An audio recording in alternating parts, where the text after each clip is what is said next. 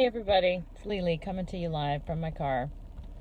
I am coming to you right now because I'm outside my dentist's office and I'm waiting to go inside and have one of my teeth extracted, which is so fun. But the reason I'm talking to you about it is because,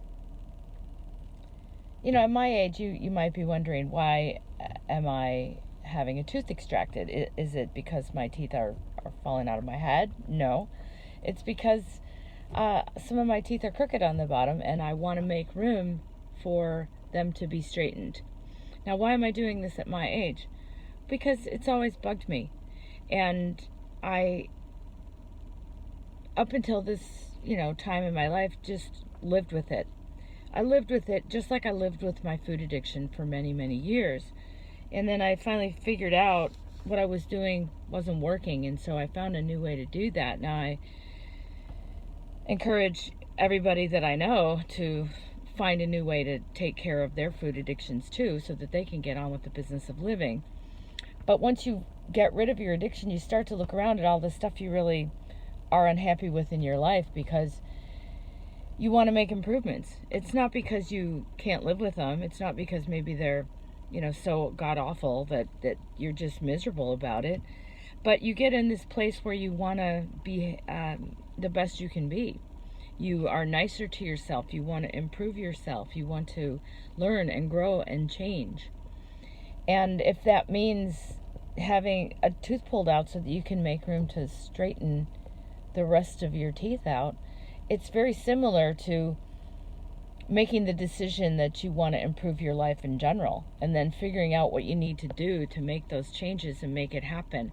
But sometimes you do have to extract something from your life that's not working, that's blocking your progress. It's in your way.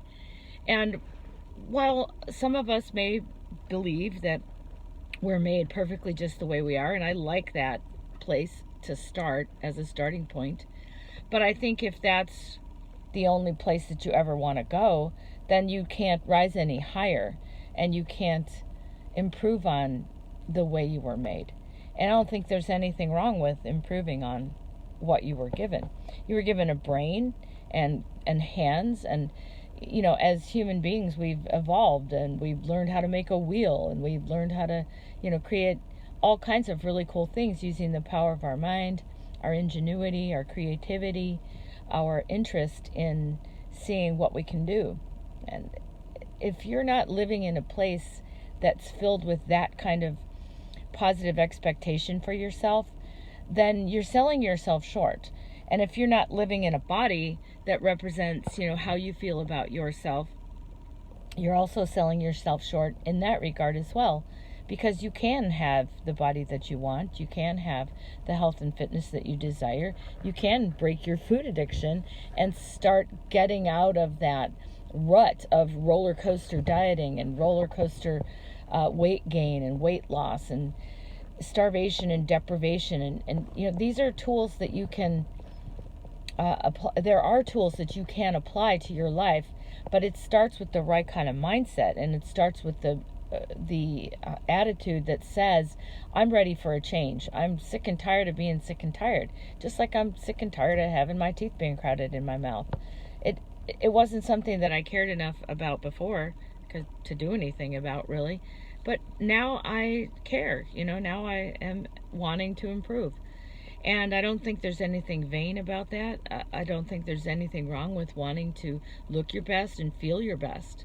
And if looking good helps you feel good, then what's wrong with that? As long as you're doing it for yourself, you're doing it for your own self-improvement, you're doing it for your betterment and ease of your life so that you are living a more fulfilled, more actualized, more pleasant and disease-free, dis-ease-free life, then why not? Why not do anything like that? If anybody tells you that it's vain to invest in your own happiness or selfish to take care of yourself and to want to learn and improve and grow and change, well, you need to maybe think about who that person is and why you're so willing to listen to them. Because you get to decide how you want to live your life. For the most part, you get to decide. And if you're not happy with the way you're living, guess what? You get to change. You get to change it. And you don't have to wait for some great thing to happen or some massive change to occur. You don't have to wait until you lose weight to be happy or start living your life or go after that job that you want to go after or take that trip that you want to take or be nicer to yourself in the mirror. You know, it starts with some self-love. It starts with some self-confidence. So if you're not giving yourself those things, if you're not feeling good about your life on a daily basis, then make some room for some improvement. Make some room for some self-care. Start putting that into your expenditures. You care for yourself by putting a roof over your head. You care for yourself by paying your utility bills. You know, what are you doing to care for yourself, your internal self, your body, your mind? What are you doing there? Because this vehicle is the one that you ride around in throughout your whole life. Your house is where you put your body to sleep and where you make your meals and have your family. So there's a lot of home that goes on there. But if you don't think of your vessel as your home, and you don't think about taking care of your vessel and cleaning your vessel, not just in terms of your systems and your cells and the inside of your physical body, but if you think of this as your home as well and how you live inside your house here and in here, if you're not happy in your own home, wow, that's a recipe for misery and disaster. It all starts with how you feel about yourself. And self-care is something that a lot of us were not taught. We were not encouraged in it. We were encouraged to take care of other people, especially women. We're encouraged to take care of children. We're encouraged to take care of husbands and family members and aging parents. And we are just the caretakers of everybody else. But just like the story about, you know, the mother flying on an airplane with their children, and when the air masks drop, if you don't put your air mask on first, the way that that you're told to, the way that you're advised to, then you're going to pass out probably before you can help your children. So that's a disaster story, so it's not a great analogy, but it applies, because if you don't take care of yourself, how in the world are you really showing up for anybody else in a way that's pleasant, meaningful, loving, and happy? Life is supposed to be fun. You're allowed to be happy. You're allowed to be happy in a body that you like. You're allowed to take time to get the help you need to get what you want from your life. I know for me, my food addiction was keeping me from living the life that I wanted. It was a constant battle, and even though I was managing most of the time to keep my weight within a reasonable range, I was still dealing with the addiction every moment of my life, every meal that I ate, every party I went to, every trip that I took. There was food calling me, gnawing at me, screaming to me constantly. And I had just learned to live with it. And I'm telling you guys, that is a miserable way to live. You're white knuckling through every moment of your life. And you don't have to live like that.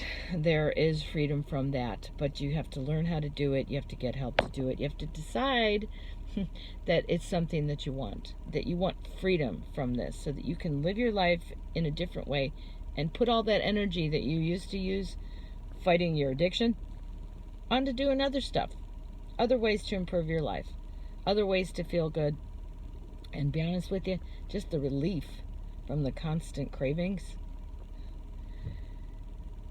that's worth $1 million right there. I don't know. I can't tell you guys that was worth anything. I wanted that so badly. I paid $60,000 to have weight loss surgery, and that didn't fix it. Did not fix it. So whatever you are trying to do with your life, you've got to find a new way to do it, and you've got to find a way to be happy. So I'll leave you with that thoughts. I'm gonna go make room in my mouth for straightening of my teeth. If you want to make some room in your life to straighten things out in your life with respect to your food addiction, go to my website, crushingcravings.com/talk, and book a call with me. We can discuss, for free an hour or two, see what's going on with you, see if I can help you, see if you're really ready to do something about this and get into life on the other side. All right, I love you guys. I got to run now. It's time for my appointment in about 5 minutes, so I'll see you later. Ciao.